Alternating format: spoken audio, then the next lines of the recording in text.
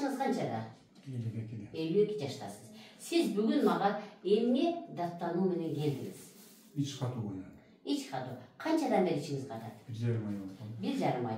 1,5 айда, значит, канча күндө бир барасыз? 2 күндө бирби, 4 күндө бирби? 3 günde bir. Ошондо өзүңүз барып атасызбы же ошондо да биринчи ичип туруп анан барып атасызбы? Çölçeriz siyana makinesine çölçeriz. Ансыз барбайсыз. Эгер тим койсоңуз 1 жумага чейин барбай калышыңыз. Так. Эмне жумуш кыласыз? Стройкада. Стройкада. А так дагы кайсы кошумча кесибиңиз бар? Балчелектебиz var. Балчелекте. Балчелекте канчадан канчага чейин, кайсы айдан кайсы айга чейин багасыз? Fevraldan başlap sentyabrga чейин. Так, сизде ары чыгабы? Чыгат. Чыгат, ушул канча жылдан бери бал кармайсыз? 15 жыл болду. 15 жылдан бери. Сизде ушул бал ары чаккандан бери сиз организмиңиздеги өзгөрүүнү байкадыңызбы, жакшы жагын? Быйыл байкадым. Быйыл şu fevralların başlarında dayısım ata başladı эле. Ana ayırlar oygandı эле. Ana ayırдын барып айга чаккандан бери içim ayırga катпай калды да. Мындай самочувствие жакшы болуп калды. Жакшы болуп калды. Азыр эми айга кышка киргенден бери кайра баштаган. Так, урматтуу мекендештер, мен эмне үчүн именно ушул ситуацияны чыгарып атам. Бул Куранда да айтылганда, эгерде эч нерсе жардам бербей калса, арыга кайрылгыла деген жер бар экен да. Чындыгында сүлүк курттун оозунда да фермент бар. Ал 130 штук. Ал эми арынын оозунда 300 штук, 300 дана фермент бар. Фермент бул щелочь.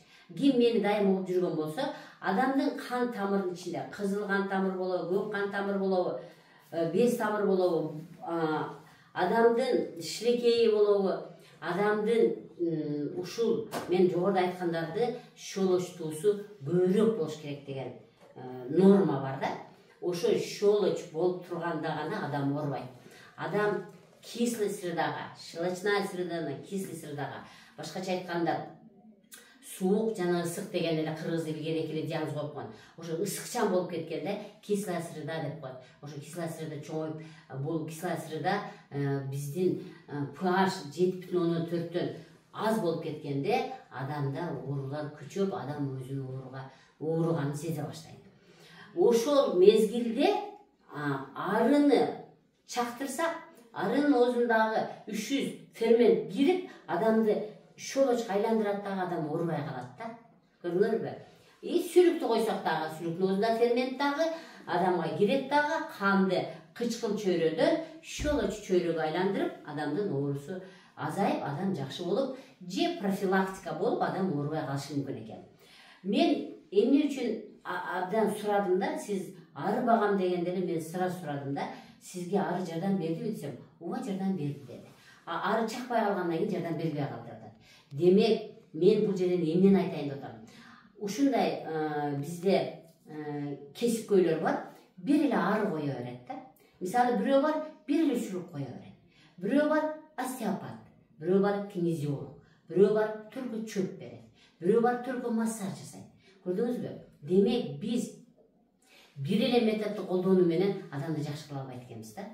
Биздин доктор Бапаеванын ыкмасы комплекстүү.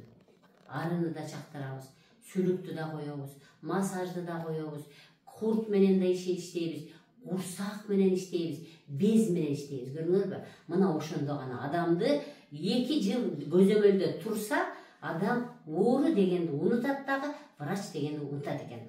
Ары чакканда мен ичим катпай калды, ары токтогондон кийин ичим катып калды деп атат.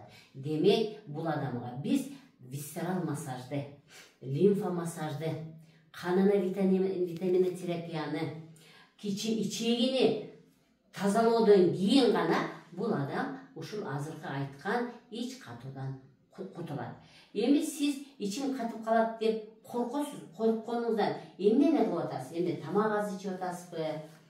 Эмне кылып атасыз? Эми көп тамак жесең, ичип эле жарып кетет корконуңуздан. Мынакей. Демек, менин заңым чыкпай атат. Демек, мен жей берсем, мени ичегилерим домпоюп, ичим жарылып кетет деп, мурун дейт түштө 2 кесе тамак ичелем дейт. Азыр 1 кесе ичип калдым дейт. Мурун ужинге 2 кесе ичелем, азыр 1 кесе ичип калдым дейт. Жок, эми мындайда, албетте аз жегениңиз туура, бирок сиз өтүңүздү түртпөй жатасыз. Сиз мени уктуңуз беле буга чейин Инстаграмда, сиз мени каяктан таанып келдиңиз? Немеден көрдүм? YouTube'дан. YouTube'дан көрдүңүз. Сиз ошол жакта ичти баскалар, висцераль массаж бас дегенди көрдүңүзбү же көрбөдүңүзбү? Көрдүк. Анан жасадыңызбы? Кайсы түшүн басчысын билбейм. Так, эң туура. Демек, адамдар айтат, сиз висцераль массаж айтып коюңузчу, мен ошону жасай берейин деп. Карашо эле мен YouTube'га чыгарып койдум. Бирок багы 1000 уккандан 1 көргөн жакшы да. Мына Азамат, демек мен 1 көрөйүнчү, барайынчы, мага Бапаева көрсөтүп берсинчи ошо точкаларымды. Мен түртүп көрөйүнчү деп келиптир. Азаматсыз, демек биз сиздин өтүңүздү чыгарыш үчүн аракет кылып, өт чыгыш үчүн бир эле нерсе эмес. Биз сизге көп нерселерди үйрөтөт экенбиз. Мына ошолорду үйрөтөбүз, анан сиз мындан кутуласыз дагы. Арыны албетте кармай бериңиз. Арынын эң жакшы касиеттери бар. Жада калса сизди көйрөк чакканда эле жакшы. Бирок висцераль массаж, лимфа массаж, ичегине дайым өттү түртүү, өттү чыгаруу, тамакты жөндөө. Ошолордун баарын үйрөтөт экенбиз. Анан сиз албетте ден соолугуңуз чың болот экен. Урматтуу мекендештер, комплекстүү дарылануу керек экен. Мен силерге ден соолук каалайм.